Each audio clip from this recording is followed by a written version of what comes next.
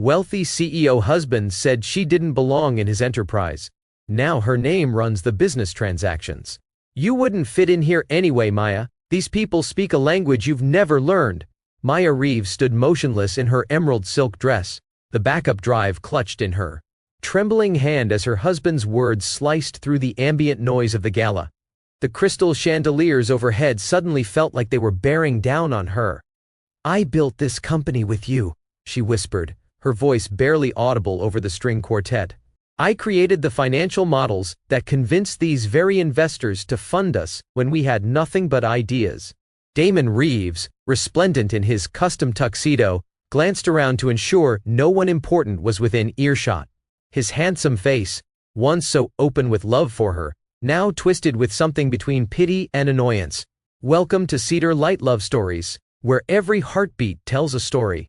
If you believe in love, passion, and the magic of second chances, you're in the right place. Don't forget to like, subscribe, and turn on the notification bell, because your next favorite love story begins right here, right now." "That was years ago, Maya. You're a school teacher with a head for numbers who helped with some spreadsheets. Don't confuse early assistance with actual expertise." He took the drive from her hand and leaned closer. "You're embarrassing yourself. And worse, you're embarrassing me." Maya felt her chest constrict, as if the air itself had turned solid. Across the ballroom, she spotted Julian Winters, her husband's business partner, watching their exchange with concern. Beyond him stood Helena Mercer, the venture capitalist whose firm had just invested millions in Quantum Apex's expansion. "Did you know?" Maya said quietly, finding strength from some hidden reserve. "That Helena's firm only invested because of my risk assessment model? The one you presented as your own?" Damon's smile never faltered, but his eyes hardened to granite. "Get the car, Maya. You've had enough champagne." "No," she said, the single syllable landing between them like a declaration of war. "I've had enough of you. If you've ever found yourself standing in a room where you should have been, celebrated, but were instead made invisible, hit that like button right now. If you've ever had your contributions stolen or diminished by someone who claimed to love you, this store Y might just give you the courage to reclaim your power." I'm Cedar Light, and today I'm sharing the extraordinary journey of a woman who went from being erased to writing her own name across an industry that tried to forget her. 6 years earlier, Maya Chen sat in the campus coffee shop reviewing her financial projections for the third time. The graduate business program at Westlake University was notorious for its competitive atmosphere, but Maya thrived under pressure. Her talent for seeing patterns in markets where others saw only chaos had earned her top marks and the grudging respect of professors who had initially dismissed the quiet woman from a middle-class background. "You're either extremely confident or incredibly paranoid," came a voice from beside her table. Maya looked up to find a tall man with intense eyes and an easy smile watching her. She recognized him from her advanced business strategy seminar. "Excuse me?" she replied, instinctively covering her work. 3 separate highlighter colors, sticky notes with a numbering system, and you're mouthing the figures as you double-check them, he observed, sliding into the chair across from her uninvited. "That's either the confidence of someone who knows they're right but wants confirmation, or the paranoia of someone terrified of being wrong." Despite herself, Maya smiled. "Maybe it's both." "And you are?" "Damon Reeves," he said, extending his hand. "We're in Keller's Thursday seminar together. You destroyed my supply chain proposal last week." "I offered constructive criticism," Maya corrected, accepting his handshake. "Your margins were unsustainable." "They were ambitious," Damon countered with a grin that somehow managed to be both self-deprecating and confident. "But you were right. I've reworked the entire model based on your comments." Maya raised an eyebrow. "Most guys don't take criticism so well. Most guys aren't smart enough to recognize when someone is saving them from their own mistakes," Damon replied. "Can I buy you another coffee as thanks for saving my grade?" That coffee led to dinner. Dinner led to long nights discussing business models and market disruption strategies. Within 6 months, they were inseparable. The analytical financial wizard and the charismatic idea man whose visions of the future seemed both impossible and inevitable. "We complement each other perfectly," Damon told her one night as they sat on the roof of his apartment building, sharing a bottle of cheap wine and expensive dreams. You ground my ideas in reality, and I help your analyses take flight." Maya leaned against his shoulder, watching the city lights flicker below them. "Is that a roundabout way of proposing a business partnership?" Damon turned to her, his expression suddenly serious. "I'm proposing more than that." He reached into his pocket and produced a small velvet box containing a modest diamond ring. "Maya Chen, you're the variable that makes all my equations work. Will you marry me and build an empire with me?"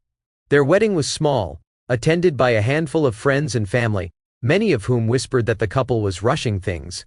Maya's mother pulled her aside during the reception, concern etched in the lines around her eyes. "You've only known him a year, Maya. Are you sure about this?"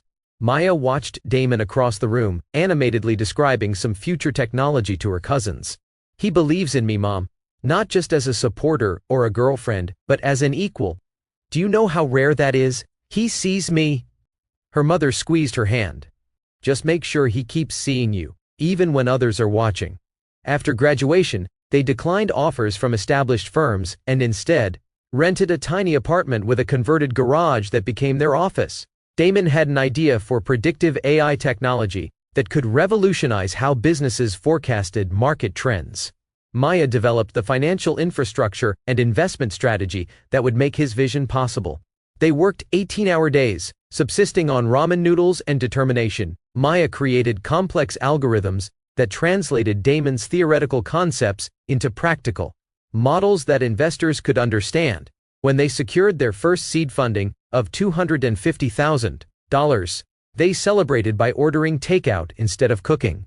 "To my brilliant wife," Damon toasted, raising a plastic cup of champagne. "Without you, we'd still be pitching to brick walls." Maya clinked her cup against his. "To partnership. Equal in all things. Always," Damon promised. "This is just the beginning, Maya. Quantum Apex is going to change the world, and we're going to do it together." The first 2 years were exhilarating. As Quantum Apex grew from concept to functioning prototype, Maya and Damon moved in perfect synchronicity. They presented to investors as a unit, Damon explaining the technology, while Maya outlined the market strategy and revenue projections. Investors were impressed by their complementary skills and unified vision. The power couple of predictive analytics, one early investor called them. Damon's vision and Maya's financial acumen make for an unbeatable combination. Their first real office was a modest space in a converted warehouse district that was becoming popular with tech startups. They hired 3 employees, a developer named Julian Winters, who became Damon's technical right hand, a marketing specialist, and an administrative assistant, who helped manage the increasing interest from potential clients and investors. Maya developed a proprietary algorithm for risk assessment that caught the attention of several major financial institutions. Suddenly, Quantum Apex wasn't just promising, it was positioned to become a serious player in the financial technology sector. The series of funding round brought in $3 million, allowing them to expand to a team of 15 and move to proper offices in a downtown high-rise. Maya negotiated terms that protected their controlling interest while maximizing their growth potential. It was around this time that Maya discovered she was pregnant. She told Damon one evening as they were finishing work, the office empty except for the 2 of them. "A baby?" Damon looked momentarily stunned before breaking into a radiant smile. "Maya, that's incredible. But what about the company? We're just hitting our stride." "I've thought about that," Maya said, having anticipated his concern. "I can work remotely for most of my pregnancy. We've already got the financial models in place for the next 18 months. I'll train someone to handle the day-to-day, but I'll still oversee all the major decisions." Damon pulled her into an embrace. "You've thought of everything as usual. We're going to be parents. A little genius in the making."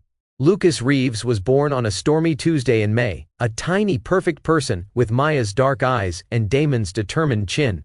Maya took 3 months away from the office, but worked from home between feedings and diaper changes. She attended board meetings via video conference with Lucas sleeping against her chest occasionally, drawing smiles from investors who found the image of the multitasking mother charming. It was during her maternity leave that Maya noticed the first subtle shift. Damon began making financial decisions without consulting her. Small ones, at first, like approving expense reports or adjusting budget allocations. When she questioned him, he explained that he didn't want to burden her while she was recovering and caring for their newborn. "You've got enough on your plate," he said, bouncing Lucas gently as the baby fussed. "The company's running smoothly.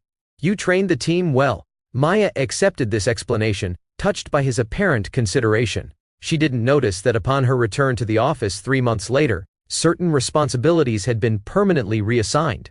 Her role in investor meetings became less prominent, with Damon increasingly taking the lead on financial presentations that had previously been her domain.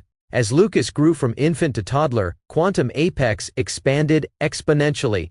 The Series B funding round brought in $15 million, with Helena Mercer's venture capital firm leading the investment.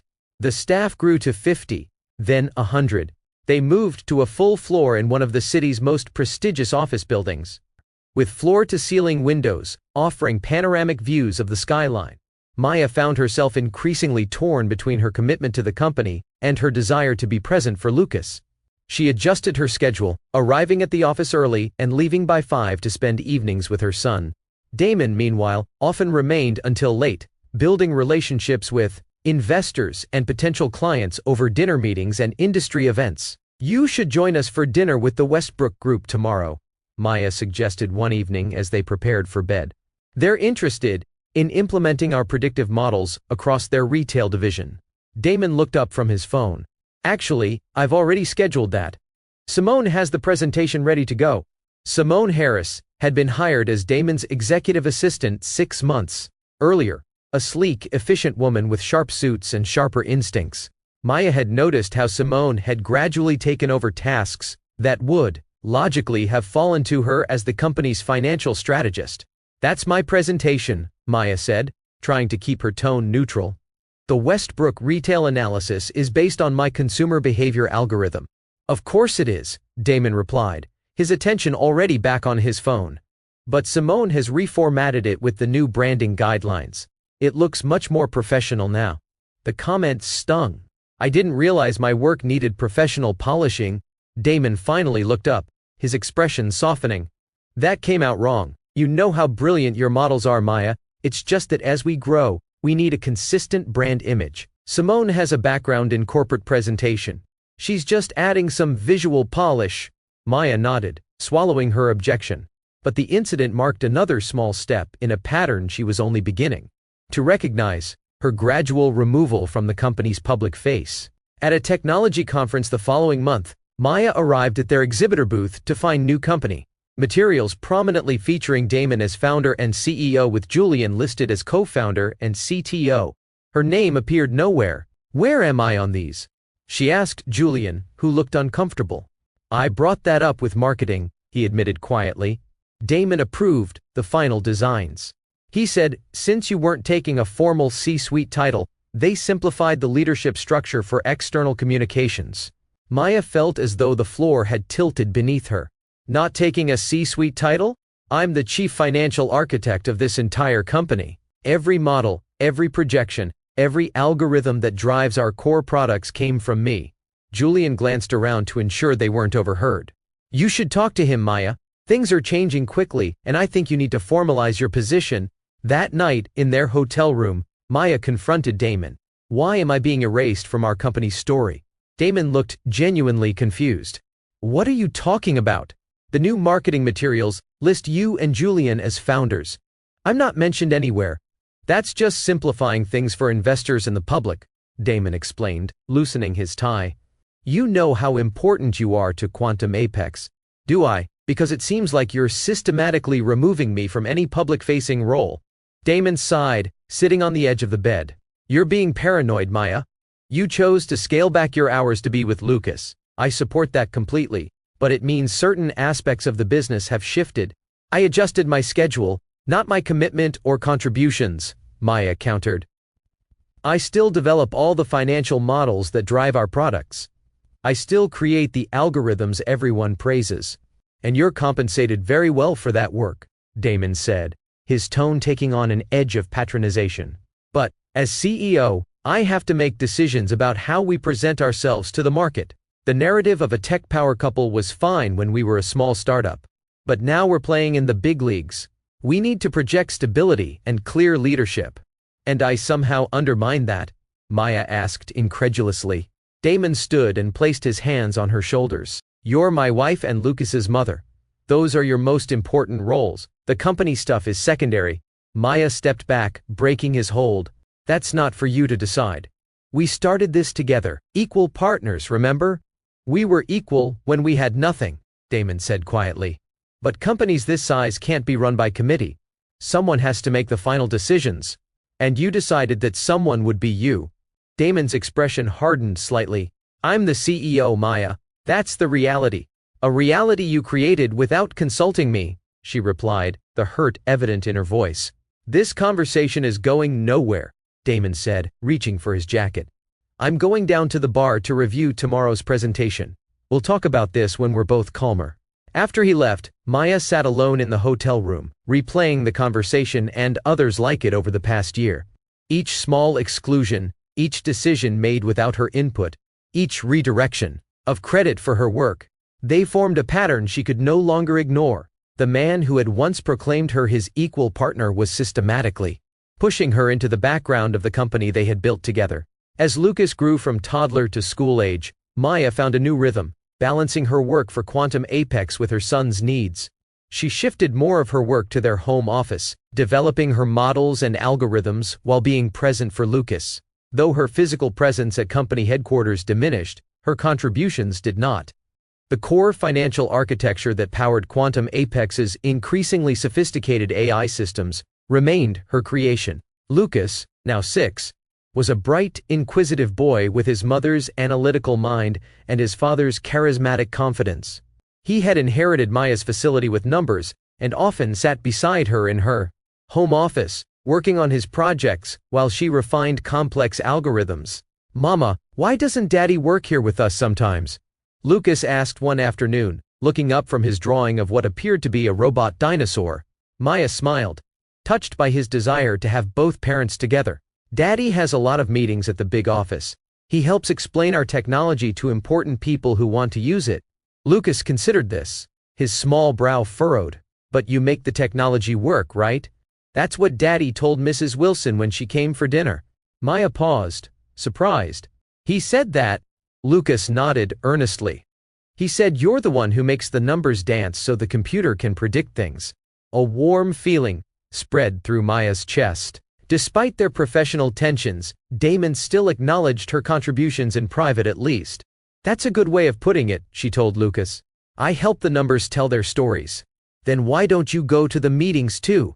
Lucas asked with a child's innocent logic. Maya struggled to find an answer that wouldn't betray the complexity of the situation. Sometimes it's better if one person talks to the clients. Too many voices can be confusing. Lucas seemed satisfied with this explanation and returned to his dinosaur drawing. But his question lingered in Maya's mind. Why indeed had she allowed herself to be increasingly sidelined in the company she had helped build? The answer came in fragments of memory, small compromises made for family harmony, a gradual surrender of territory to avoid conflict, the slow erosion of her insistence on recognition. She had accepted Damon's framing that her primary value was as a behind-the-scenes architect, rather than a visible leader, not because she agreed, but because fighting it required energy she had dedicated to raising their son. That evening, as she prepared dinner, Maya made a decision. The upcoming gala, celebrating Quantum Apex's newest AI platform launch, would be her opportunity to reclaim her place in the company narrative. She would attend not as Damon's supportive wife, but as the financial genius whose models had made their success possible. When Damon returned home late, as had become his habit, Maya was waiting in the living room. We need to talk about the gala next week, she said as he loosened his tie. Damon looked surprised to find her still awake. What about it? Everything's been arranged. I want to be acknowledged during your presentation, Maya said directly. Not as your wife, but as the creator of the financial models that power the new platform. Damon's expression flickered between confusion and annoyance. That's not how we've structured the presentation, Maya. It's about showcasing the leadership team to investors. I am part of the leadership, Maya insisted. Whether or not I have an official title, those are my algorithms you're presenting. Damon sat heavily on the sofa, running a hand through his hair. This isn't the time to get into a debate about credits and acknowledgments. The presentation is finalized. The talking points are set. Then unfinalize them, Maya replied, her voice steady. Add a slide acknowledging my contribution. Let me speak briefly about the financial architecture. Why is this suddenly so important to you? Damon asked, exasperation creeping into his tone. You've never cared about the public-facing stuff before. I've always cared, Maya corrected him. But I let it slide because I was focused on Lucas and on doing the actual work. I didn't fight for recognition because I thought my contributions were obvious to you, if not to others. Damon's expression softened slightly. Of course I know how valuable your work is, Maya, but these events have a specific purpose. They're about projecting confidence and unity to investors and clients. Changing the presentation now would look disorganized, and acknowledging the person who created your core technology would undermine confidence? Maya challenged. That's not what I said, Damon replied, his patience visibly thinning. Look, how about this? We'll make sure you're seated at the main table with the executive team. You can meet the key investors informally. Talk about your models if it comes up naturally. Maya recognized the deflection for what it was, but decided to accept this small concession as a starting point. Fine, but I want your promise that after the gala, we'll have a serious discussion about formalizing my role in the company. We can discuss it, Damon agreed, clearly relieved to end the conversation. Now, can we please go to bed? I have an early meeting tomorrow. As they prepared for sleep, Maya watched Damon's reflection in the bathroom mirror. When had this distance grown between them? When had his respect for her abilities transformed into this patronizing acknowledgement of her help? And more importantly, why had she allowed it? The night of the gala arrived with a sense of anticipation Maya hadn't felt in years. She had chosen her outfit carefully, the emerald silk dress she had purchased for their first major investor presentation when they were truly partners. The dress symbolized that early equality, and wearing it was a statement in itself. As she put the finishing touches on her makeup, Lucas appeared in the doorway of her bathroom, already in his pajamas but clearly fighting sleep. Wow, Mama, you look like a princess, he said, his eyes wide. Maya smiled, kneeling down to his level. Thank you, sweetheart. Aren't you supposed to be in bed? Mrs. Wilson will be here any minute. I wanted to see you all dressed up, Lucas explained, wrapping his arms around her neck. Is Daddy going to make a big speech about the computers?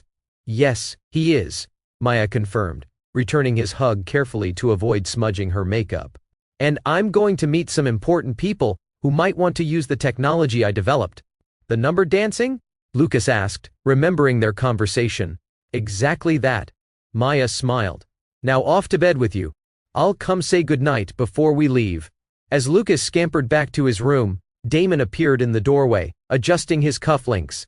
He paused, taking in her appearance with an unreadable expression. The emerald dress, isn't that a bit nostalgic for tonight? Maya turned to face him fully. I thought it was appropriate.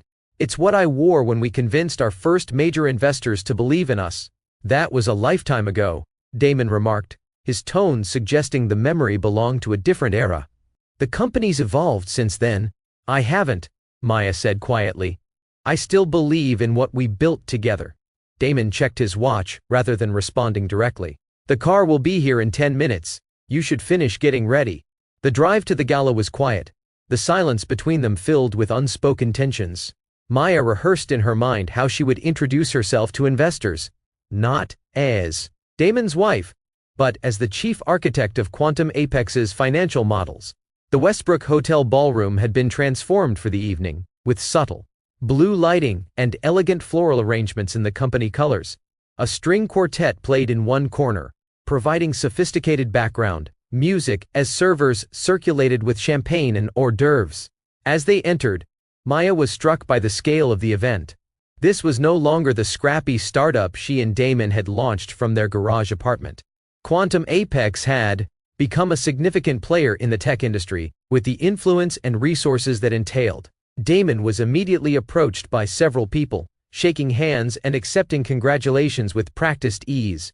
Maya stood beside him, waiting for introductions that didn't come. After the third such interaction, she touched his arm gently. Damon, aren't you going to introduce me? He glanced at her, seeming almost surprised to find her still there. Of course, Maya, this is Richard Tanaka from Sumitomo Bank. Richard, my wife Maya. Lovely to meet you, Richard said politely, before immediately returning his attention to Damon. The preliminary reports on your new platform are incredibly promising. Our analysis team is eager to see the demonstration. They won't be disappointed, Damon assured him. If you'll excuse us, I need to check on the presentation setup. He steered Maya away with a hand at the small of her back, a gesture that once felt protective but now seemed controlling. Let's make the rounds, he said quietly. The board members are all here, and they've been asking about you. For the next half hour, Maya followed Damon from group to group, being introduced as my wife. Without any mention of her role in creating the technology, everyone was there to celebrate. With each introduction, her resolve strengthened. Tonight would not be another evening of silent acquiescence. When Damon was momentarily pulled away by Julian to address a technical issue, Maya found herself standing alone near the bar. She ordered a sparkling water and took the moment to observe the room. Near the stage, she spotted Helena Mercer in conversation with two men Maya recognized from their board. Helena had been a key investor in their Series B round, impressed specifically by Maya's risk assessment models. Perhaps Helena would remember her contributions. Maya made her way across the room, approaching with a confidence she hadn't felt in professional settings for too long. Ms. Mercer, she greeted, extending her hand. I'm Maya Reeves. We met during the Series B presentations. I developed the risk assessment algorithms that were part of your due diligence review. Helena turned, her recognition immediate. Of course, Maya. Your predictive models were the deciding factor in our investment decision. They've proven remarkably accurate. The genuine acknowledgement was like cool water after a drought. Thank you. I've continued refining them for the new platform launch. The latest iteration incorporates consumer sentiment analysis from 7 distinct market sectors. Helena's interest was evident. Really? That's not mentioned in the preview materials we received. It's a recent enhancement, Maya explained, falling easily into the technical discussion. I've found that correlating emotional responses with spending patterns provides a more nuanced prediction model, especially in volatile markets. As they continued talking, Maya became aware of Damon watching from across the room, his expression unreadable. He excused himself from his own conversation and made his way toward them. Helena, he greeted warmly. I see you found my better half. Indeed, Helena replied. Maya was just explaining her enhanced sentiment analysis integration. It's quite brilliant. Maya has always had a good intuition for numbers, Damon said, placing his arm around her waist in a gesture that felt like reclaiming territory. We should join the others at the main table. The presentation will begin soon. As he guided her away, Maya felt a mix of frustration and vindication.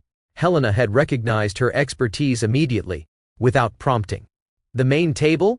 Maya questioned quietly. You said I'd be seated there. Slight change of plans, Damon replied, his smile fixed. We needed to accommodate some last-minute VIPs. You'll be at table 3 with some of the secondary investors. Still excellent placement. Before Maya could object, he was pulled away by an assistant with an urgent question about the presentation. Left standing alone again, Maya fought against a rising sense of humiliation. She had been demoted from main table to secondary without consultation. Another small erasure in a pattern that had become all too familiar. She made her way to table 3, where she found herself seated among spouses and junior executives, none of whom seemed aware of her role in the technology being celebrated. As she accepted polite introductions, her phone vibrated with a text message. Looking at the screen, she saw Lucas's name and felt a surge of love that momentarily pushed aside her professional frustrations. Opening the message, she found a photo Mrs. Wilson had sent of Lucas, already in bed but clearly fighting sleep, holding up a drawing of what appeared to be a woman in a green dress standing on a stage. The accompanying message read, Lucas wanted to show you his picture of you, telling everyone about your number dancing. He's very proud of his mama, and says to be brave like when I had to talk to my whole class about dinosaurs. Maya felt tears threaten her carefully applied makeup. Her 6-year-old son saw her value more clearly than the roomful of business professionals currently celebrating her work, without knowing it was hers. Taking a deep breath, Maya texted back, Tell my brave boy I love Him and will show him all about being courageous when I get home. Sweet dreams, my little scientist. As she put her phone away, Maya made a decision. She would not spend another evening shrinking herself to fit into the narrow space Damon had allocated for her. One way or another, tonight would mark the end of her invisibility. The lights dimmed, signaling the start of the presentation. Damon took the stage to enthusiastic applause, the confident CEO in his element. The massive screens behind him displayed the Quantum Apex logo, a design Maya had sketched on a napkin during their first investor meeting. "Ladies and gentlemen," Damon began, his voice commanding immediate attention. "Tonight marks a watershed moment not just for Quantum Apex, but for predictive analytics as we know it." Maya watched as he moved through the presentation with practiced precision, explaining the technology in accessible terms that made the complex science seem both revolutionary and inevitable. This was what Damon excelled at, painting visions of the future that others couldn't see until he described them. "Our proprietary algorithms," he continued, "represent a quantum leap in predictive capability. Where other systems offer educated guesses, ours delivers certainty." Maya fought the urge to correct this slight exaggeration. Their models were exceptionally accurate but not infallible, a nuance she had always been careful to emphasize in her documentation. "This breakthrough wouldn't have been possible without an extraordinary team," Damon said, gesturing to the side of the stage where several executives waited to be recognized. "I'd like to invite my leadership team to join me, the brilliant minds who helped make this vision a reality." Maya straightened in her seat, wondering if perhaps Damon had reconsidered after their earlier conversation. But as the executives filed onto the stage, Julian, the CTO, Simone, now, with the title of Chief Strategy Officer, the newly hired CFO whom Maya had never met, and 3 department heads who had joined in the past year, she realized her exclusion was deliberate and complete. "These individuals represent the best minds in the industry," Damon proclaimed as they stood behind him. "Together, we've created something that will transform how businesses forecast their futures." The applause was thunderous. Maya's hands remained still in her lap, her face a careful mask hiding the storm of emotions beneath. She had been systematically erased from the company narrative, her contributions attributed to others or simply absorbed into Damon's vision. As the presentation concluded and dinner was served, Maya found herself going through the motions of polite conversation while her mind raced. Every instinct told her to stand up, to publicly claim her work, to refuse this erasure. But years of gradual conditioning to prioritize harmony over recognition held her back. She was picking at her dessert when Elliot, a junior assistant she recognized from the office, appeared beside her. "Mrs. Reeves?" Mr. Reeves asked if you could join him near the stage. "There's someone he'd like you to meet." Hope flickered briefly. Perhaps Damon had realized his oversight and wanted to introduce her to someone who would recognize her contributions. Maya excused herself and followed Elliot through the crowd.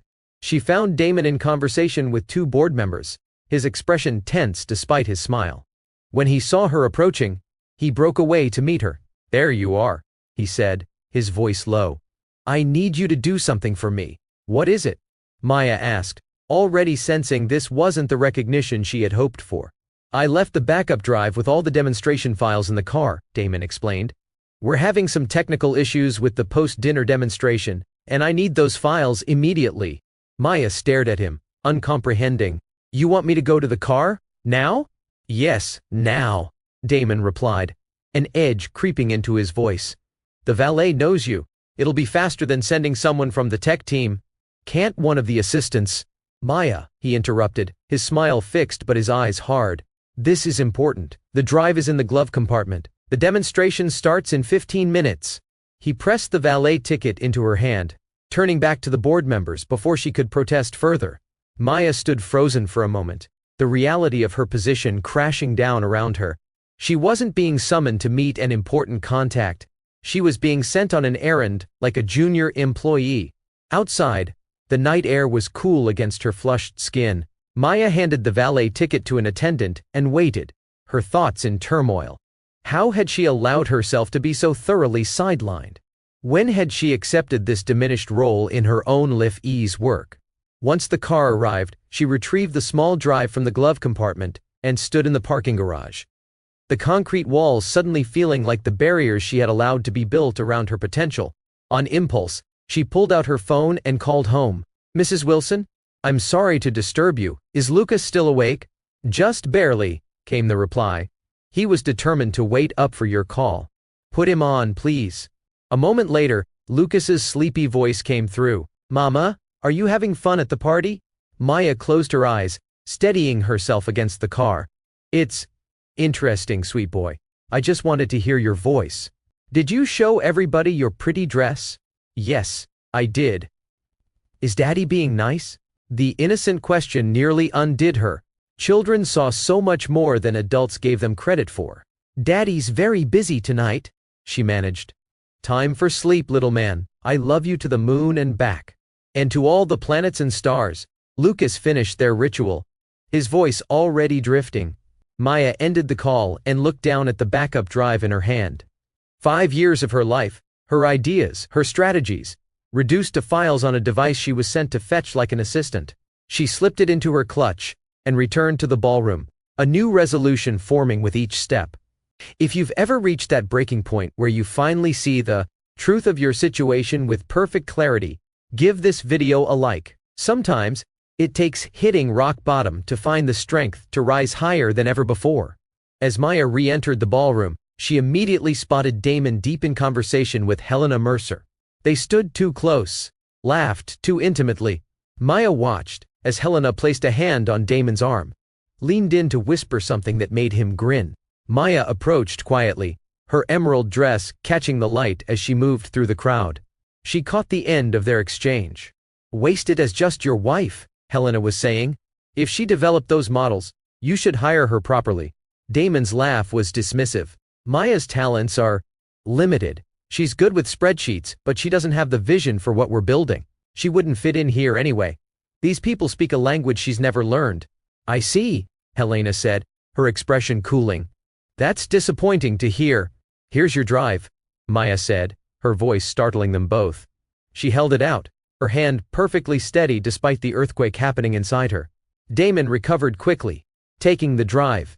"Thank you, darling. Helena and I were just discussing potential board positions."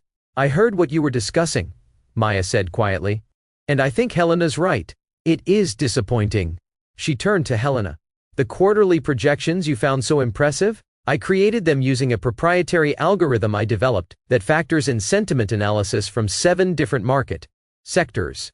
The risk assessment model that convinced your firm to invest when others hesitated? Mine. The pricing structure that's generated a 43% profit margin? Also mine." Helena's gaze sharpened with interest. "Really? Damon gave the impression those came from your financial team." "I am the financial team," Maya said. "Or I was, until Damon decided I was just an errand girl in an emerald dress." "Maya," Damon hissed, "you're making a scene." She looked at her husband, really looked at him, and saw a stranger wearing the face of the man she'd once loved. Success hadn't changed him, it had revealed him. "No, Damon. You made the scene when you erased me from our story." She slipped off her wedding ring and pressed it into his palm. "I'm going home to our son. Don't follow me tonight." As she walked away, Helena called after her, "Mrs. Reeves, I'd like to talk to you about those algorithms sometime." Maya paused without turning back. "It's Miss Reeves. And I'll have my assistant call your assistant." The drive home passed in a blur, Maya's thoughts racing faster than the city lights streaking past the taxi windows. By the time she paid the driver and walked up the path to their house, his house, she corrected herself. Mentally, Maya had moved beyond hurt to a cold, clear anger that felt strangely empowering. Mrs. Wilson looked up in surprise when Maya entered the foyer hours earlier than expected. "Is everything all right, Mrs. Reeves?" "Everything is exactly as it should be," Maya replied, with a calm she didn't entirely feel. "Thank you for staying late." "How was Lucas?" "An angel, as always," Mrs. Wilson assured her. "He fell asleep right after talking to you. Drew you a picture of giving a speech he did, said you were going to be as brave as him." Maya smiled despite everything. "He's always been my courage teacher. Would you mind coming a bit earlier tomorrow? I have some important work to do, and I may need to be out of the house before Damon returns." If Mrs. Wilson was curious about this unusual request, or Maya's early return without her husband, She had the grace not to show it. Of course, dear. 7:30 suit you? Perfect. Thank you for everything. Once Mrs. Wilson had left, Maya went upstairs to check on Lucas. He slept peacefully, his dinosaur pajamas twisted around his small body, his favorite Triceratops toy clutched against his chest. Maya sat carefully on the edge of his bed, watching the steady rise and fall of his breathing. I'm going to make you proud, she whispered. I'm going to show you what it means to value yourself. In her home office, the space where she had created the financial architecture that powered quantum apex, Maya sat down at her computer and began to work methodically. First, she downloaded secure copies of all her original algorithm designs, financial models, and projection systems, the intellectual property that had been incorporated into Quantum Apex's products without formal attribution or compensation. Next, she accessed the company's financial records, collecting evidence of how her work had been presented as coming from the official financial team, despite being created by her. She found email threads where Damon and others had discussed her contributio NS, while deliberately keeping her name out of formal documentation. As dawn approached, Maya had compiled a comprehensive dossier, proving her central role in Quantum Apex's success. She saved everything to secure cloud storage and sent a carefully worded email to Julian Winters, the one executive who had consistently acknowledged her contributions. The email was simple. Julian, I'm making some changes. Attached are copies of my original work dating back 5 years. I trust you'll keep these safe until we speak. Maya? Julian's response came within minutes. Despite the early hour, I've been waiting for this day. Whatever you need, I'm with you. Maya smiled grimly at his reply. At least one person at Quantum Apex still recognized her value. She was about to shut down her computer when Lucas appeared in the doorway, rubbing sleep from his eyes, his Triceratops dangling from one hand. Mama, he said, his voice thick with sleep. Why are you still dressed up? Maya looked up, momentarily disoriented. She'd been so focused on her task that she hadn't changed out of her emerald dress, now wrinkled from hours of sitting at her desk. I'm working, sweetheart. Why are you awake? Bad dream, Lucas mumbled, padding toward her. Where's Dad? He's still at the party. She lifted Lucas onto her lap, inhaling the clean scent of his shampoo. It's going to be just us for a little while. Lucas seemed to consider this. Because Dad was mean to you? Maya stiffened. What makes you say that? I heard you arguing before. Dad said you shouldn't go to the party because you'd embarrass him. That's a mean thing to say. Out of the mouths of babes. Maya had thought Lucas was napping during that particular argument. She should have known better. Sometimes grown-ups say hurtful things when they're stressed, she said carefully. Lucas shook his head with the absolute certainty of a 6-year-old. Mrs. Wilson says if someone is mean to you, you don't have to stay friends with them.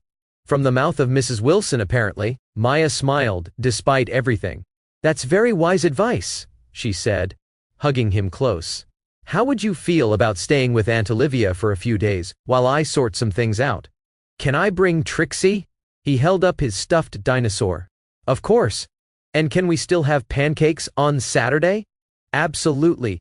Lucas studied her face with an intensity that reminded her, painfully, of Damon in the early days. Are you and Dad getting a divorce like Micah's parents? Maya's throat tightened. I don't know yet, sweetheart. But I do know that I love you more than anything in this world, and that won't ever change. Lucas nodded solemnly. I love you more than dinosaurs. And I love dinosaurs a lot. Maya laughed through sudden tears. I know you do. That's quite a lot of love. Dad should have let you on the stage, Lucas said suddenly. You're the smartest person ever. Maya kissed the top of his head. Let's get you back to bed. Tomorrow's going to be a big day. After tucking Lucas in, Maya returned to her office and finished what she'd started. By morning, she had downloaded every file she'd created, every strategy document, every projection model. She had also drafted a brief but pointed note to leave for Damon. She packed a small suitcase for herself and Lucas, including his favorite toys and books. She called her sister Olivia, explaining the situation in terse sentences that promised more details later. Olivia, to her credit, asked few questions, and simply said, "The guest room is ready whenever you arrive. Take all the time you need." When Mrs. Wilson arrived at 7:30, Maya had changed into simple jeans and a sweater, her gala dress hanging in the closet like the costume from a previous life. "I'm taking Lucas to stay with my sister for a few days," Maya explained. "Could you stay until 9 in case my husband returns? There's a note for him on the kitchen counter." Mrs. Wilson's kind face showed concern but no judgment. "Of course, dear. Do you need anything else?" "Just your discretion," Maya replied with a small smile. "And perhaps your prayers." "You have both," the older woman assured her, squeezing Maya's hand. "Whatever's happening, you're stronger than you think." Maya woke Lucas gently, helping him dress and pack his backpack with his essential treasures. She explained they were going on a little adventure to Aunt Olivia's, carefully framing it as something exciting rather than an escape. As they prepared to leave, Lucas paused in the foyer, looking around. The house with a child's perception for emotional undercurrents. "Is Dad going to be mad that we're leaving?" Maya crouched to meet his eyes.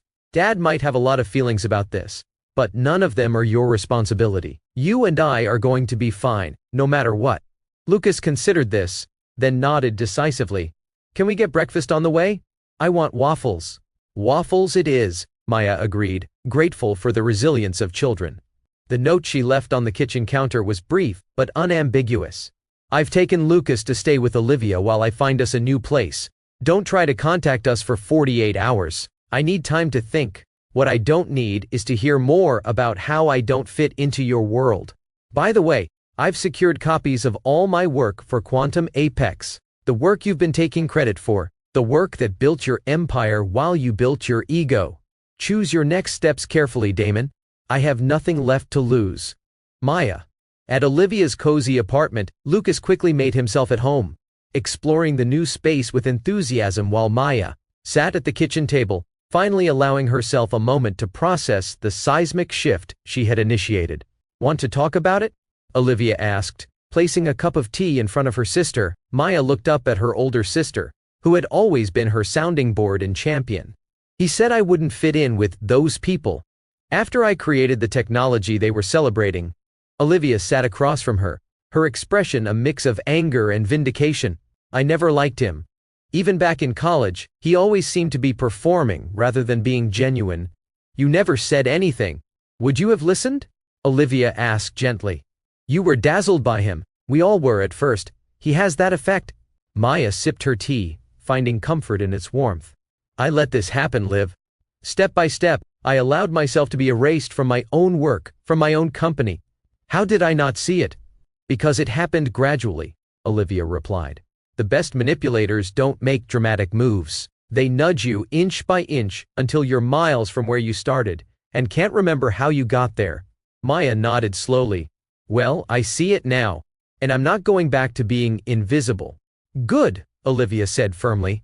"So what's your plan?" Maya smiled, a determined expression replacing her earlier vulnerability. "First, I protect Lucas from the fallout. Then, I reclaim my work and my identity. Damon built Quantum Apex on my financial models. Without me, those models will start to fail as markets evolve. He'll either have to acknowledge my contributions and compensate me fairly, or watch his empire crumble. And if he chooses option 3, fighting you legally with his considerable resources, then I'll fight back," Maya said simply. "I've documented everything, and I have a feeling several key people in the industry would be very interested to learn the truth about who really created Quantum Apex's core technology." Olivia studied her sister with newfound respect. "You know, I think Damon's biggest mistake wasn't taking credit for your work. It was underestimating what would happen when you finally reclaimed it." Maya's phone buzzed with an incoming call from Damon. She silenced it without answering and turned back to her sister. "I need to find a lawyer, someone who specializes in intellectual property and divorce." "I might know someone," Olivia said. "Let me make a few calls." As Olivia stepped away to use her phone, Maya watched Lucas arranging his dinosaur toys on the guest room floor, creating an elaborate prehistoric scene. Despite everything, she felt a strange sense of peace. The uncertainty of her future was frightening, but it was infinitely preferable to the certainty of continued erasure. Her phone buzzed again with a text from Damon. "What the hell is this, Maya? Come home so we can discuss this reasonably." Maya typed a simple reply. "There's nothing reasonable about how you've treated me." 48 hours, Damon. Not a minute sooner. She turned off her phone completely and joined Lucas on the floor of the guest room.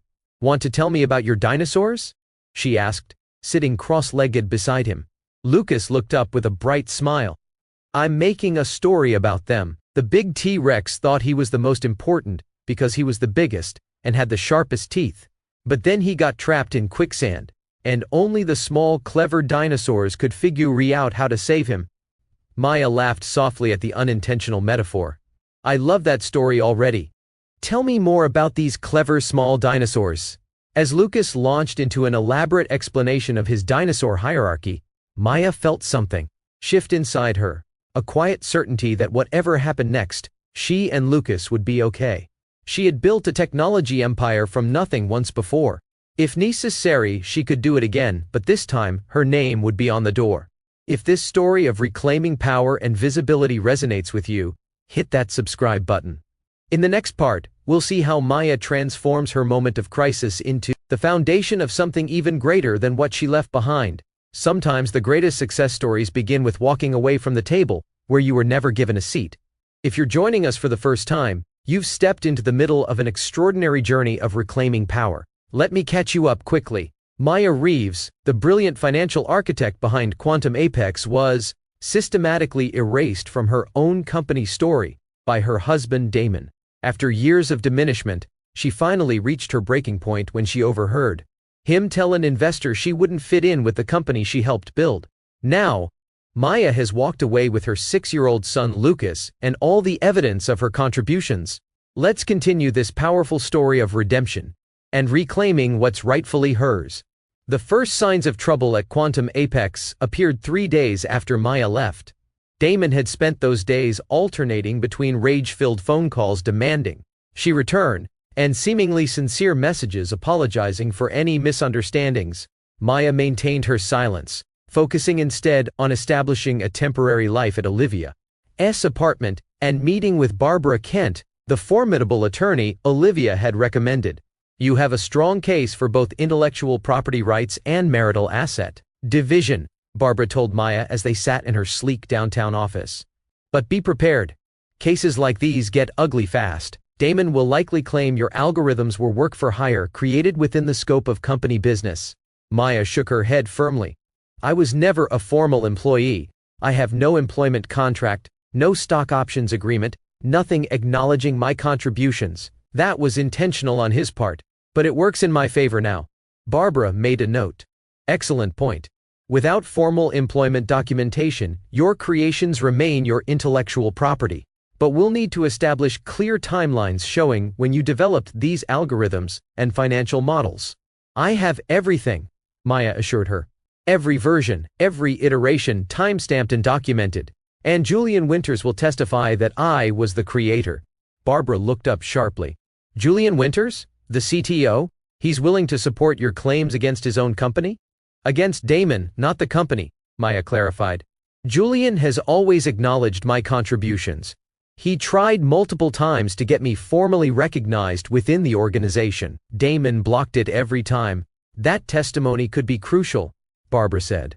Now, regarding Lucas, I want primary custody, Maya stated without hesitation. Damon works 16-hour days. He's missed most of Lucas's school events. When he is home, he's distracted, often taking calls during family time. The courts generally favor the parent who's been the primary caregiver, Barbara assured her. But Damon will have considerable resources to fight this. Maya's expression hardened.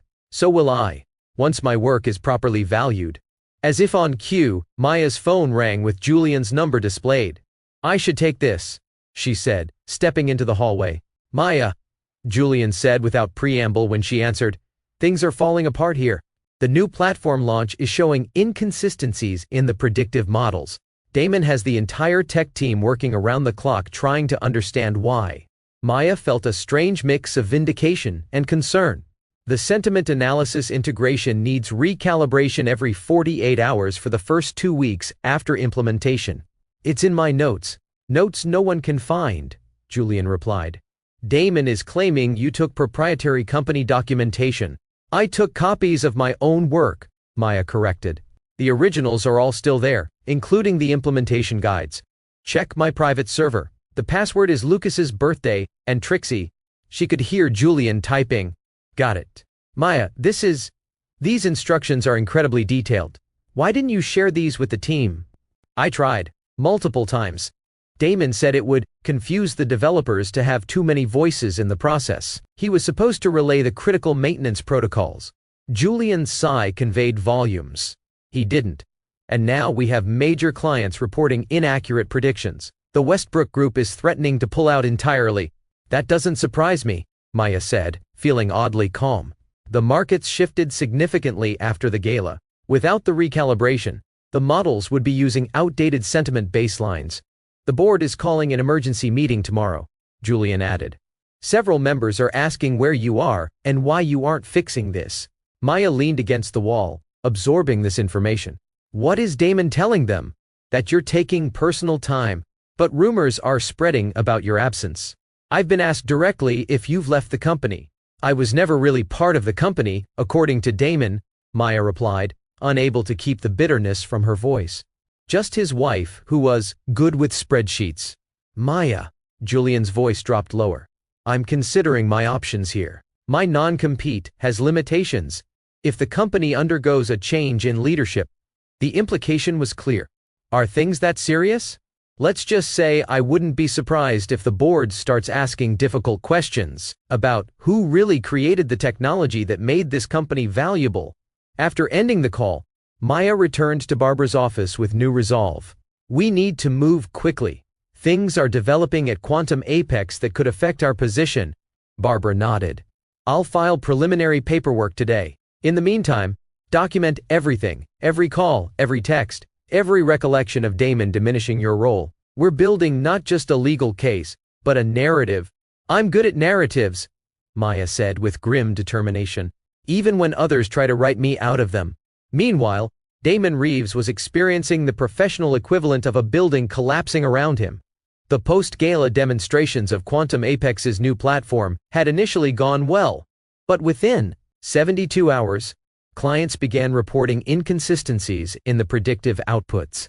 This makes no sense, Damon fumed, pacing the conference room where his technical team had been working non-stop. The models were perfect during testing. What changed? Simon Chen, the lead developer, looked exhausted. The algorithms seemed to be drifting from their baseline accuracy. It's like they're not adapting to new data inputs correctly. That's impossible, Damon insisted. The self-correction protocols are built into the system. Julian entered the room, his expression carefully neutral. Actually, the self-correction requires manual recalibration for the first 2 weeks after implementation. It's in the documentation Maya created. Damon's head snapped up. You've spoken to her.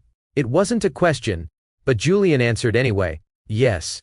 She told me where to find her implementation guides. And you didn't think to consult me first? Damon's voice took on a dangerous edge. Julian met his gaze steadily.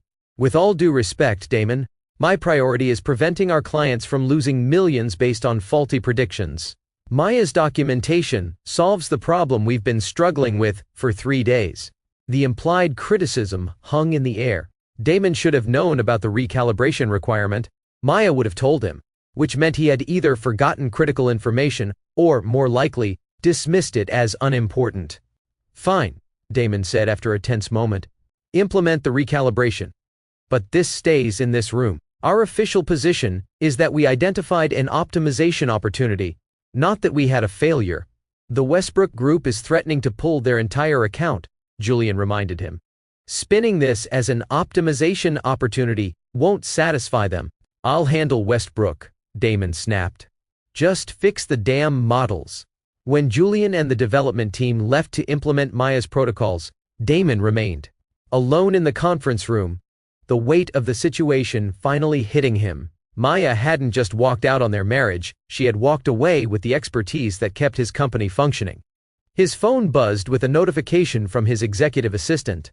Board members requesting update on platform stability issues and Mrs. Reeves' status. Damon closed his eyes briefly, composing himself before responding. Schedule emergency briefing for 3 p.m. Tell them Mrs. Reeves is consulting remotely on the optimization process. The lie bought him time, but Damon knew it was temporary. Maya's absence was already raising questions he couldn't easily answer. If the board discovered she had left not just the company but their marriage, taking with her the intellectual property that powered their flagship product, his position as CEO would be in serious jeopardy. He tried calling Maya again, reaching her voicemail immediately. "Maya, this is ridiculous. The company needs you. I need you. Whatever issues we have, we can work them out. But you can't just disappear with proprietary company information. Call me back immediately." Even as he left the message, Damon recognized the entitled tone in his voice. The assumption that Maya would eventually fall in line as she always had. For the first time, he considered the possibility that she might truly be done, not just with him, but with the role he had forced her into. That evening, Damon returned to an empty house that still held Maya's presence in 1,000 small ways. Her books on the shelves, Lucas's toys in the living room, family photos on the walls. He poured himself a generous measure of scotch and sat in the darkness, confronting the magnitude of what he might have lost. It wasn't supposed to be this way. They were the perfect team once, complementing each other's strengths. When had he started seeing her as an accessory rather than a partner? When had ambition and ego replaced the genuine respect he'd once had for her brilliance? Damon couldn't pinpoint the exact moment, because there wasn't one. It had happened gradually, a series of small compromises and rationalizations. Each time he took credit for her work, each time he excluded her from a meeting or decision, each time he referred to her as my wife instead of my partner, he had reinforced the narrative that quantum apex was his achievement alone. The doorbell interrupted his dark reflections. Opening the door, he found a courier with an envelope. Delivery for Damon Reeves. Inside was a formal notice from Barbara Kent Law Offices, informing him that Maya had retained counsel for both divorce proceedings and intellectual property claims related to Quantum Apex's core technology. The final paragraph stated clearly, "Any attempt to contact our client directly will be considered harassment. All communication must go through this office." Damon's hand tightened around the paper, crumpling its edges. This wasn't a temporary separation. This was war. At Olivia's apartment, Maya was helping Lucas with his homework when her phone rang with Helena Mercer's number. She hesitated before answering. "Ms. Mercer," she greeted cautiously. "This is unexpected." "Maya," Helena replied, her tone businesslike but not unfriendly. "I've been hearing concerning things about Quantum Apex's platform performance. Since our conversation at the gala, I've also been doing some digging into the company's history, specifically your role in its development." Maya moved to Olivia's balcony, closing the door for privacy. "What exactly have you heard?" "That the financial models powering their predictive technology are failing without your maintenance. That several major clients are considering pulling their accounts. And most interestingly, that you've retained Barbara Kent, who coincidentally represented me in my own divorce from a controlling business partner." Maya hadn't expected this development. "You've been thorough in your research. I make it my business to understand where my firm's money is invested," Helena replied. "But I'm not calling about Quantum Apex. I'm calling to discuss your next steps." "My next steps?"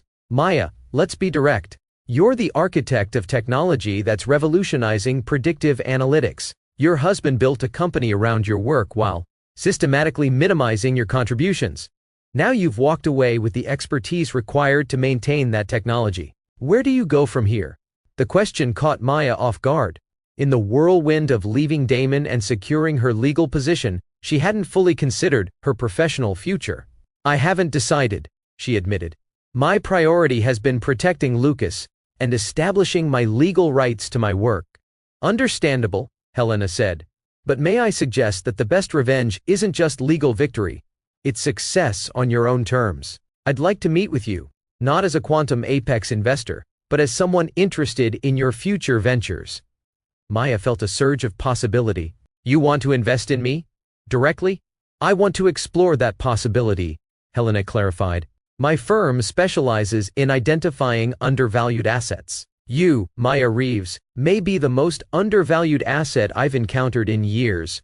After ending the call with Helena, Maya stood on the balcony, watching the city lights flicker on as dusk descended. For the first time since leaving Damon, she allowed herself to imagine not just escape, but something greater.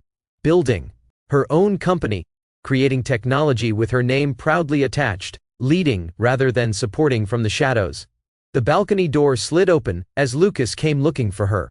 "Mama, I finished my math problems. Can we have dinner now? Aunt Olivia said we could have pizza." Maya smiled, lifting him into her arms despite his growing size. "Pizza sounds perfect. And guess what? Mama might be starting a new job soon.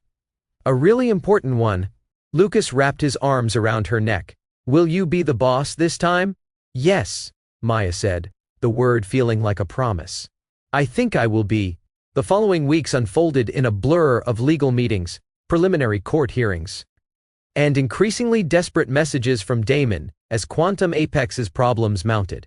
Maya maintained her boundary of communicating only through attorneys, focusing, instead, on developing a business plan for what would become her own company. Julian called her regularly with updates on the situation at Quantum Apex.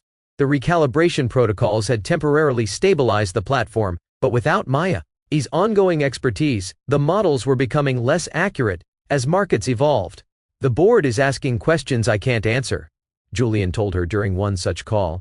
"They want to know why we don't have documentation for maintaining the financial algorithms. Damon keeps insisting everything is under control, but the performance metrics tell a different story."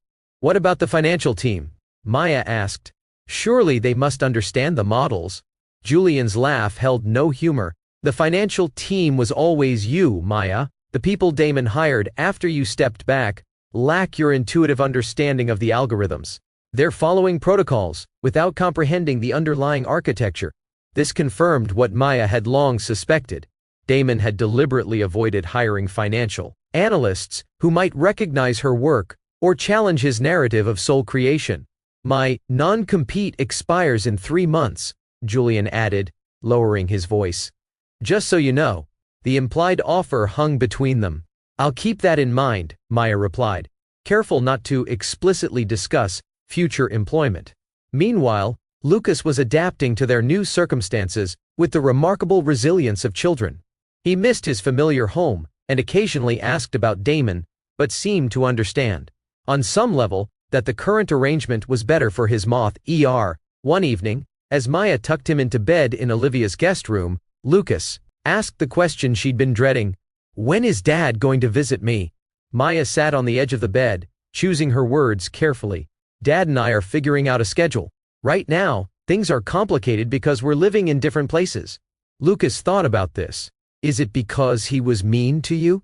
"It's more complicated than that," Maya began, but Lucas interrupted with the directness only children possess. "No, it's not. Dad didn't let you be important at his company even though you made the number dancing that makes everything work. That's mean, and it's wrong." Maya blinked back sudden tears. "You understand a lot for someone who's only 6. I'm almost 7, Lucas corrected seriously. "And I heard you telling Aunt Olivia about the algorithms. Those are the number dancing, right?" "Right," Maya confirmed, amazed at his comprehension. "The algorithms make patterns that help predict what will happen in the future." Lucas nodded sagely. "Like how I can predict Dad will say he has an important call whenever it's time to read bedtime stories." The observation, so accurate and yet so heartbreaking, left Maya momentarily speechless. "Lucas, no matter what happens between me and your father, we both love you very much." "I know," Lucas said, clutching his triceratops closer. "But you show it different. You show up." Maya held her son close, his simple truth resonating deeply. Showing up, being present, being visible, being counted, that was the essence of what she was fighting for, both for herself and for him. 2 months into their separation, Maya met with Helena Mercer at her firm's impressive offices overlooking the city. Unlike her previous visit to Quantum Apex's headquarters, Maya arrived not as anyone's wife, but as a potential business partner in her own right. "These projections are exceptional," Helena said, reviewing the business plan Maya had prepared. "Your approach to sentiment analysis in volatile markets addresses gaps that existing platforms, including Quantum Apex, haven't solved." Maya nodded, confidence flowing through her. "The difference is that I've designed this system to continuously evolve. Traditional models rely on historical patterns, but markets are increasingly influenced by social dynamics that don't follow historical precedents. And you can build this? Without violating any intellectual property claims from Quantum Apex? Helena asked directly. Everything in this proposal is new, Maya confirmed. I'm not using any code or algorithms from my previous work. This is the next evolution, the product I would have created for Quantum Apex if I'd been allowed to lead rather than support. Helena set down the proposal, studying Maya with newfound respect. You know, when we met at the gala, I saw something in your eyes when Damon dismissed you. Not just hurt, but calculation. You were already planning your exit, weren't you?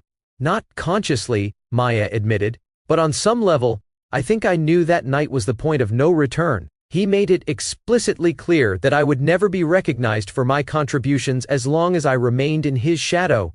Well, Helena said, extending her hand across the desk, I believe shadows are about to be the least of your concerns. Mercer Ventures is prepared to offer initial funding of $5 million for a 20% stake in your new venture.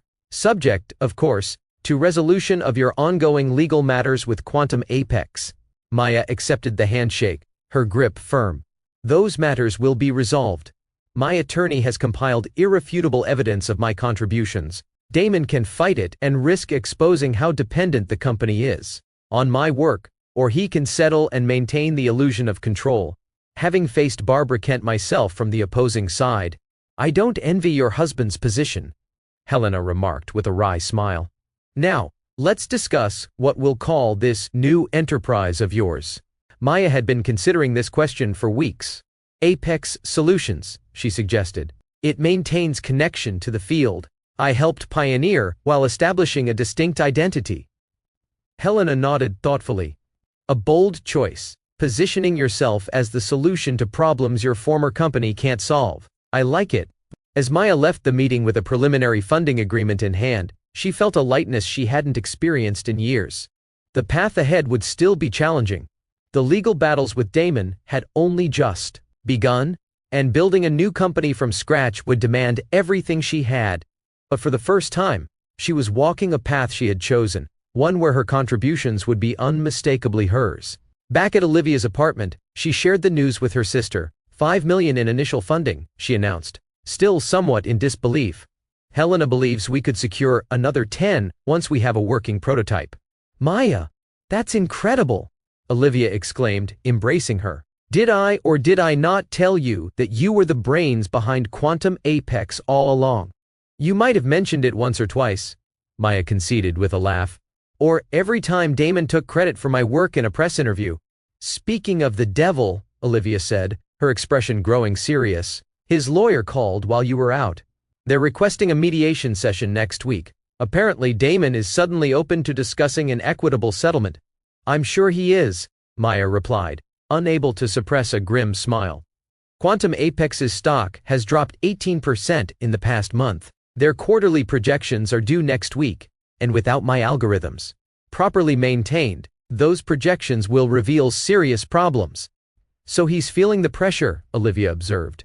Good. Let him sweat a bit longer. Maya shook her head. No, I think it's time to resolve this. The sooner my legal status with Quantum Apex is settled, the sooner I can focus on building something new. Plus, Lucas needs stability, not prolonged conflict. Speaking of Lucas, Olivia said, checking her watch. We should leave for his school play in about 20 minutes. He's very excited about his dinosaur role. The elementary school auditorium buzzed with the particular energy of parents gathering to watch their children perform. Maya sat in the second row, having arrived early to secure a good view of the stage. She chatted with other parents, many of whom she knew from school events Damon had rarely attended. We've missed seeing you at the morning drop-off, commented Elise, mother of Lucas's best friend Micah. Lucas mentioned you're staying with your sister. Maya nodded, maintaining the composed expression she'd perfected over the past months. Yes, just temporarily, while we sort out some changes at home. Elise seemed about to inquire further when her attention shifted to something, or someone, over Maya's shoulder. Oh, I didn't expect to see him here. Maya turned to follow her gaze and felt her stomach tighten.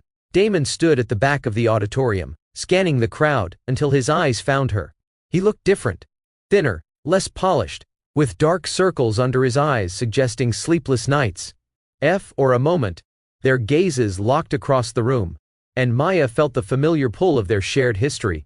Then, Olivia's hand settled protectively on her arm. "Do you want to move seats? Or should I go tell him to leave?" Maya took a steadying breath. "No, this is Lucas's night. We'll be civil adults for his sake." The lights dimmed before Damon could approach, and the performance began. The play was a charming educational production about dinosaurs and their habitats, with Lucas proudly playing a brachiosaurus. Despite the tension of Damon's unexpected presence, Maya found herself fully engaged in watching her son, who delivered his lines with impressive confidence. Brachiosaurus lived during the late Jurassic period, about 154 to 150. 3 million years ago, Lucas proclaimed, his homemade dinosaur costume wobbling slightly as he moved. "We had very long necks to reach the tallest trees, and we were one of the largest animals to ever walk on land." Tears pricked at Maya's eyes, as pride swelled in her chest. This beautiful, brilliant boy was thriving despite the upheaval in his life, his natural resilience carrying him forward. In that moment, any lingering doubts about her decisions vanished. Whatever the cost, creating a life of authenticity and respect was the greatest gift she could give her son. After the performance, parents gathered in the cafeteria for refreshments while the children changed out of their costumes. Maya was speaking with Lucas's teacher when she felt a presence behind her. "Ms. Chen." The teacher smiled past Maya's shoulder. "How nice that you could make it, Mr. Reeves. Lucas will be so happy to see you both here." Maya turned slowly, facing Damon directly for the first time in months. Up close, the changes in him were even more apparent. His designer suit, once impeccably fitted, now hung slightly loose on his frame. "Maya," he greeted, his voice carrying a formality that couldn't quite mask the tension beneath. Lucas was excellent, very scientifically accurate. He insisted on correcting the script where it had inaccurate information. "About dinosaur diets," Maya replied, maintaining a polite distance. An awkward silence fell between them, filled with unspoken accusations and explanations. Maya was about to excuse herself when Lucas burst into the cafeteria, still wearing part of his costume's neck frill. "Mama, did you see me?" he called, rushing toward her before noticing Damon. He stopped abruptly, his expression shifting from excitement to uncertainty. "Dad? You came too?" "Of course I did," Damon said, crouching to Lucas's level. "You were the best dinosaur on that stage. Very impressive." Lucas glanced between his parents, clearly trying to navigate the unfamiliar dynamic. "Are you guys talking to each other again?" The innocent question hung in the air, exposing the complexity they'd tried to shield him from. Maya knelt beside Lucas, placing a gentle hand on his shoulder. "We're both here because we love you very much and wanted to see your performance. Would you like to go say hello to Aunt Olivia? She's over by the refreshment table. I need to speak with your father for a moment." Once Lucas was out of earshot, the pretense of cordiality faded. "You should have told me you were coming," Maya said quietly. "Would you have allowed it if I had?" Damon countered. "This isn't about allowing or forbidding. It's about communication for Lucas's sake." Damon ran a hand through his hair, a gesture of frustration Maya recognized from countless late nights working on the company. "Fine. Next time I'll coordinate through the lawyers. I'm sure that's exactly what Lucas wants. His parents unable to be in the same room without legal intermediaries. You created this situation," Maya reminded him, keeping her voice low despite the anger bubbling beneath her calm exterior. "Not me. By not giving you enough credit?" Damon's voice rose slightly before he caught himself. "Is that really worth destroying our family over?" Maya studied the man she had once believed in completely, seeing now the subtle manipulations she had missed for years. "It wasn't about credit, Damon. It was about respect. About acknowledging my value instead of diminishing it to elevate yourself. About partnership instead of ownership." Damon's expression hardened momentarily, before something like resignation crossed his features. "The board wants to offer you a formal position. Chief Financial Architect, with full recognition of your contributions to the platform's development. Your name on all patents moving forward. A seat on the executive committee." The offer, everything she had wanted just months ago, now felt hollow. "And you? What do you want?" "I want my family back," Damon said, vulnerability briefly replacing the negotiator's mask. "I want a chance to fix what I broke." "Some things can't be fixed, Damon. They can only be rebuilt differently." Maya glanced over to where Lucas was animatedly describing something to Olivia, his hands gesturing widely. We both know Quantum Apex needs my algorithms to survive. The board isn't offering me a position out of belated recognition. They're doing it because the company is failing without me. Damon didn't deny this. Does it matter why, if you get what you deserve? It matters completely, Maya replied. Because I don't want what I deserve within the constraints you define. I'm building something of my own now, something where I don't have to fight for recognition because it will bear my name from the beginning. She saw the moment understanding dawned on him. She wasn't coming back, not to their marriage and not to Quantum Apex. Whatever leverage he thought he had was gone. You've already secured funding, he said, not a question but a realization. Maya nodded. Helena Mercer sees value in investing directly in the source of innovation, rather than the company that appropriated it. Damon's jaw tightened at the mention of Helena. You're going into direct competition with Quantum Apex, with technology you developed while married to me, while living off the company's success. Technology I developed, period, Maya corrected, her voice firm. And my new venture will use entirely new algorithms, the next evolution of what I created before. You can keep fighting me legally and watch Quantum Apex continue to decline while my company grows, or we can reach a reasonable settlement that acknowledges my contributions to date without restricting my future work. Before Damon could respond, Lucas returned, tugging at Maya's hand. Mama, can we get ice cream to celebrate? Aunt Olivia said to ask you. Maya smiled down at her son. Absolutely. You earned it with that amazing performance. Lucas looked at his father hesitantly. Do you want to come too, Dad? The simple question created a moment of unexpected tension. Damon glanced at Maya, clearly uncertain how to proceed. That's up to your mother, he said finally. Maya could have easily excluded him, but seeing Lucas's hopeful expression, she made a different choice. You're welcome to join us this once, if you'd like. For Lucas, the ice cream parlor 3 blocks from the school became the unexpected setting for their first civil interaction in months. Lucas, delighted to have both parents together, dominated the conversation, with elaborate descriptions of dinosaur facts and school events. Maya and Damon contributed occasional questions or comments, maintaining a careful distance despite their physical proximity around the small table. As Lucas finished his ice cream, he asked to visit the restroom. Once he was out of earshot, Damon leaned forward slightly. I'll have my lawyer contact Barbara tomorrow about settlement terms. For Lucas's sake, if nothing else, I don't want to drag this out. That's surprisingly reasonable, Maya acknowledged cautiously. Damon looked down at his barely touched ice cream. Losing you and Lucas has been… He paused, seeming to search for words adequate to the experience. Clarifying. The company, the success, none of it means anything without family to share it with. You had years to recognize that, Maya reminded him, not unkindly but firmly. It shouldn't have taken losing everything to make you see our value. No, it shouldn't have, Damon agreed, meeting her gaze directly, for perhaps the first time since their separation began. I don't expect forgiveness, Maya, but I am sorry, truly, for all of it. The simple acknowledgement, free from justifications or excuses, caught Maya off guard. Before she could respond, Lucas returned, sliding back into his seat with the boundless energy of childhood. Can we do this again sometime? He asked hopefully. All 3 of us together? Maya and Damon exchanged a look of shared parental concern. We'll see, buddy, Damon said gently. Right now, Mama and I are figuring out grown-up things, but we both love spending time with you. Lucas considered this with surprising maturity. Okay. But even if you don't live together anymore, you can still be nice to each other, right? Like Micah's parents? We'll certainly try, Maya promised, reaching out to smooth Lucas's hair. Now, it's getting late.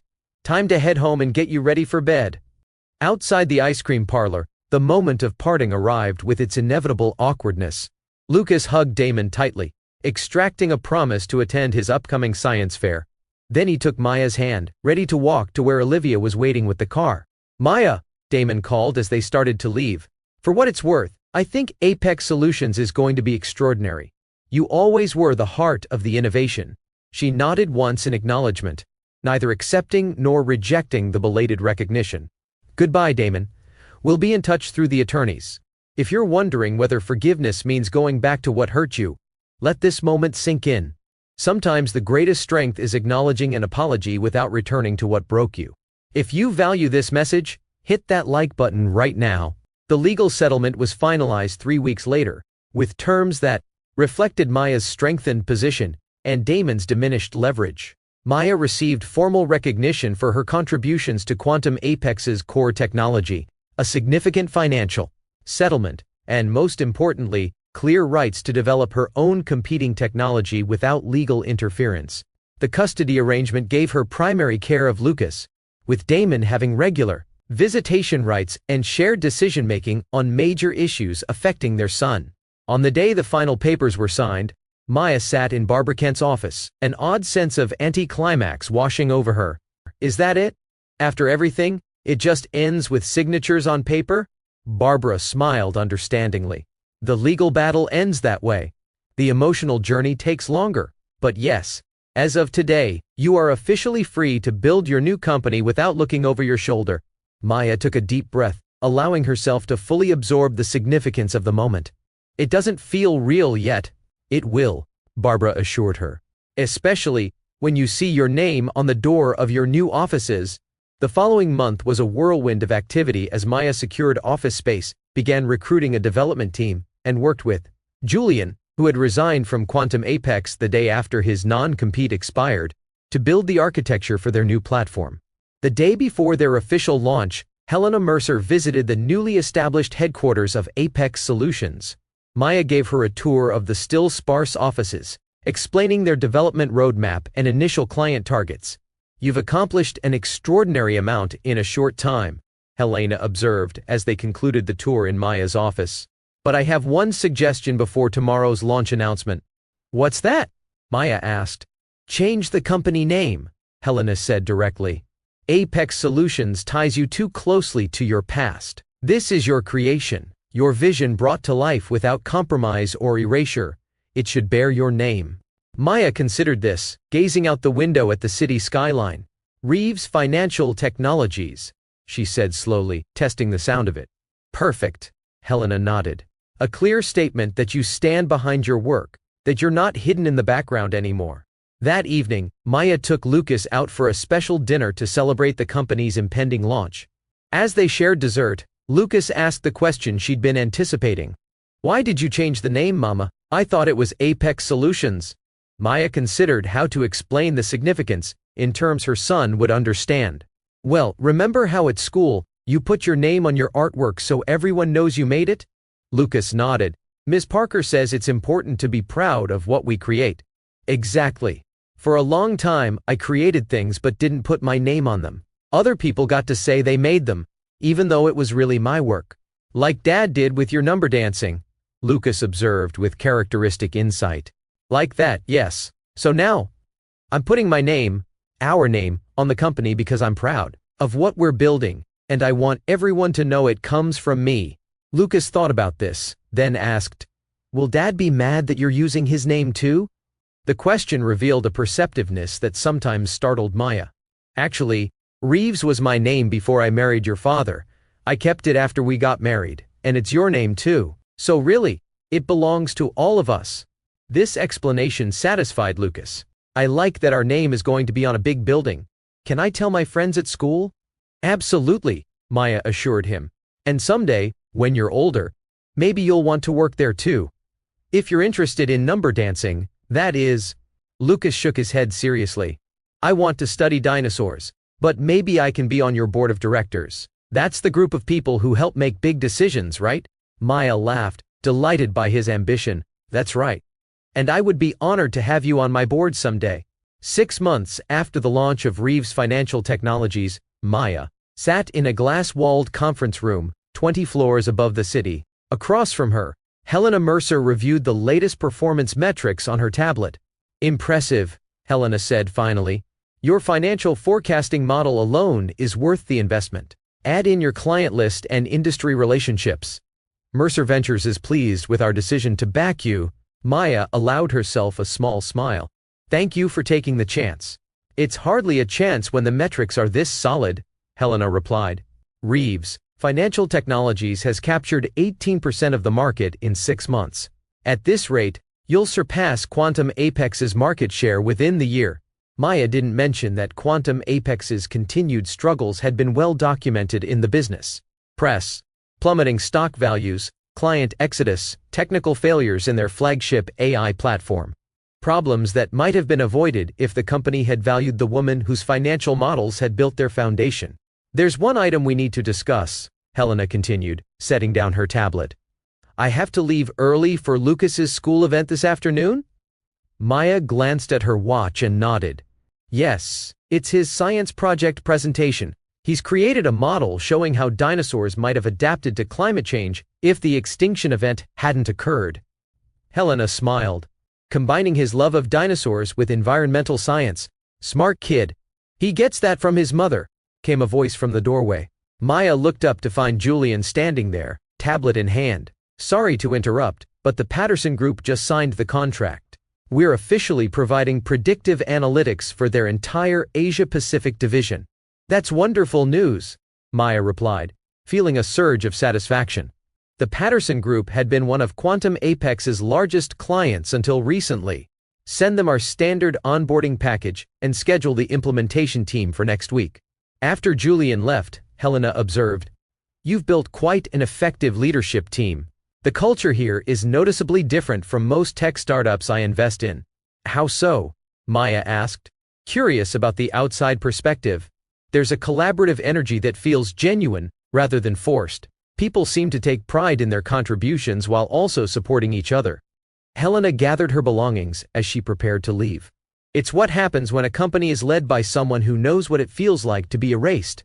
The observation was perceptive and accurate. Maya had deliberately created an organizational culture that celebrated individual contributions within a collaborative framework. Every employee, from developers to administrative staff, had their names attached to their work, and success was shared rather than claimed by those at the top. I believe in giving credit where it's due, Maya said simply. It creates loyalty that can't be purchased. As they concluded their meeting, Maya checked the time. I should leave for Lucas's school. Would you like to share a car? It's on your way. I'd like that, Helena agreed. I'm curious to see this dinosaur climate change model. On the ride to the elementary school, Maya reflected on the journey of the past year. From invisible supporter to recognized leader, from diminished wife to empowered entrepreneur, from someone fighting for acknowledgement to someone giving it freely to others. The school auditorium was filled with parents and siblings admiring the range of science projects displayed on tables around the perimeter. Maya spotted Lucas immediately, standing proudly beside his elaborate diorama featuring dinosaurs and a changing landscape. As she approached, she noticed another familiar figure already at Lucas's table, Damon, dressed more casually than his former CEO persona would have allowed, listening intently as Lucas explained his project. Maya joined them, greeting Lucas with a hug. This looks amazing, sweetheart. You've done such detailed work on the habitat changes. Lucas beamed at her praise. Dad helped me with the 3D printing for the dinosaur models, he explained. And I used the research books Aunt Olivia got me for the climate data. Maya glanced at Damon, surprised by his contribution. In the months since their settlement, they had maintained a civil co-parenting relationship.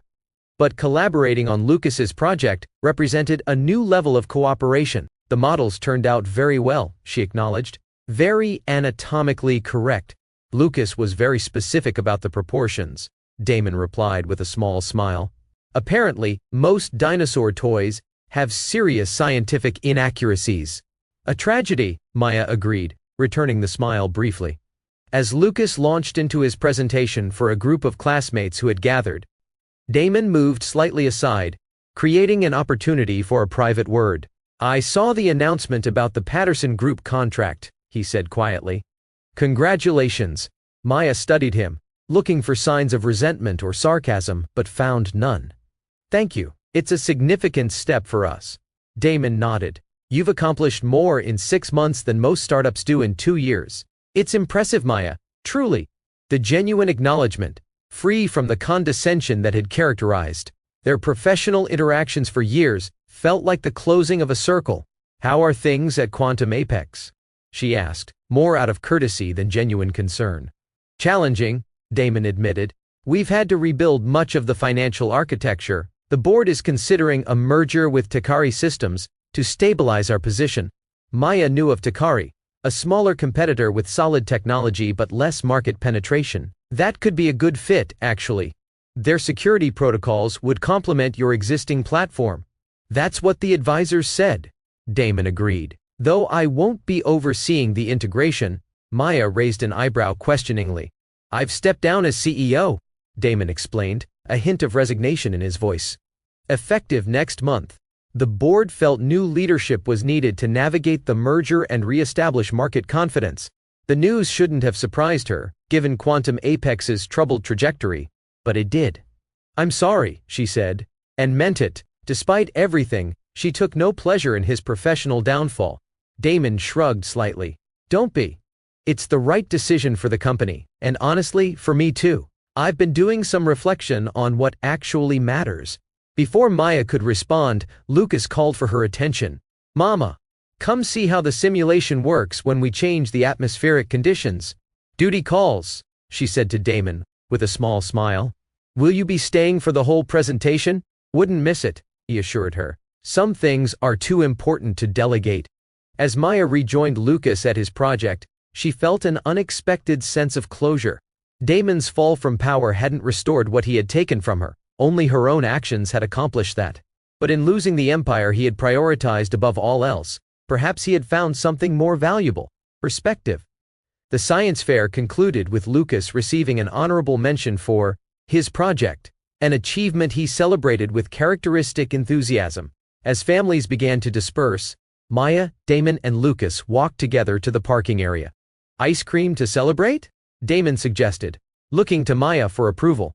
Can we, Mama? Lucas asked eagerly. Maya checked her watch.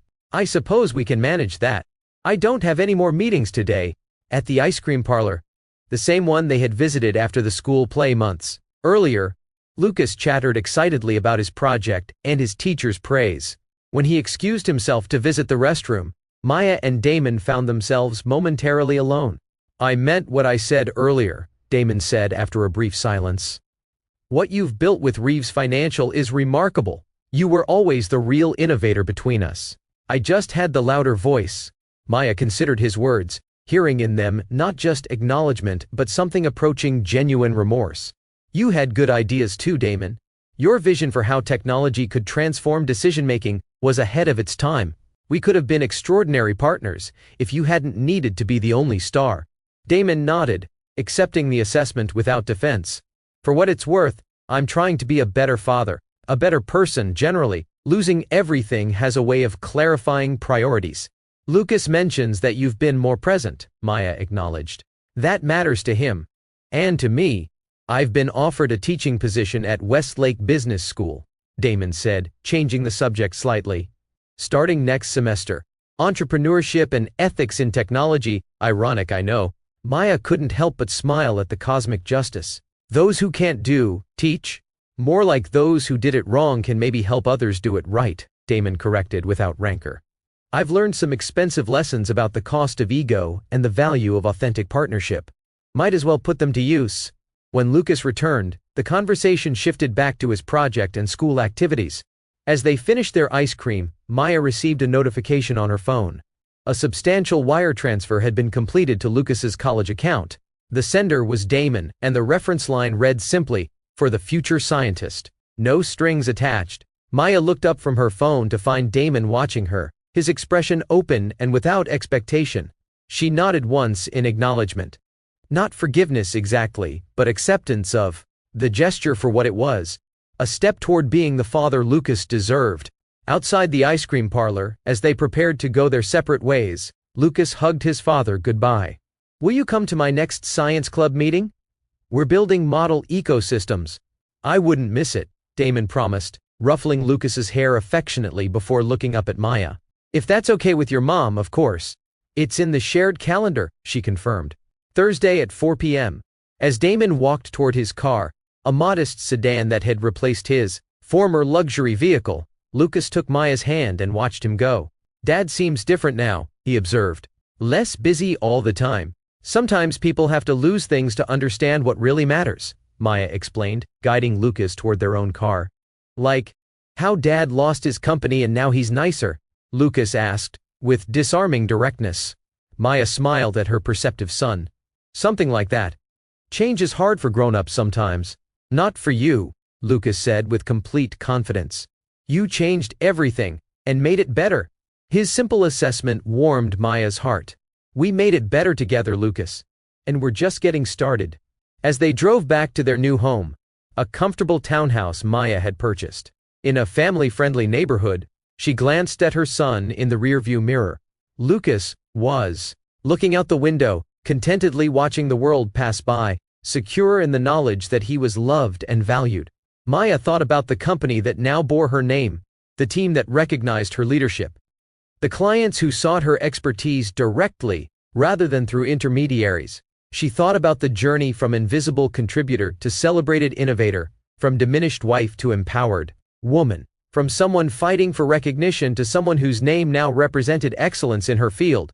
The path hadn't been easy, and the cost had been high, but as she pulled into their driveway and watched Lucas race to the front door, eager to add his honorable mention certificate to the achievement wall they had created in their new home, Maya knew with absolute certainty that she had made the right choice. Some journeys aren't about reaching a particular destination, but about reclaiming your right to navigate your own path. If you've been inspired by Maya's transformation from invisible architect to recognized leader, from someone whose contributions were erased to someone whose name now stands for excellence, hit that subscribe button and share this video with someone who needs to hear this message. Remember, your worth isn't determined by those who fail to see it, but by your courage to stand in your own light. I'm Cedar Light, and I'll see you in the next story of triumph, transformation, and truth.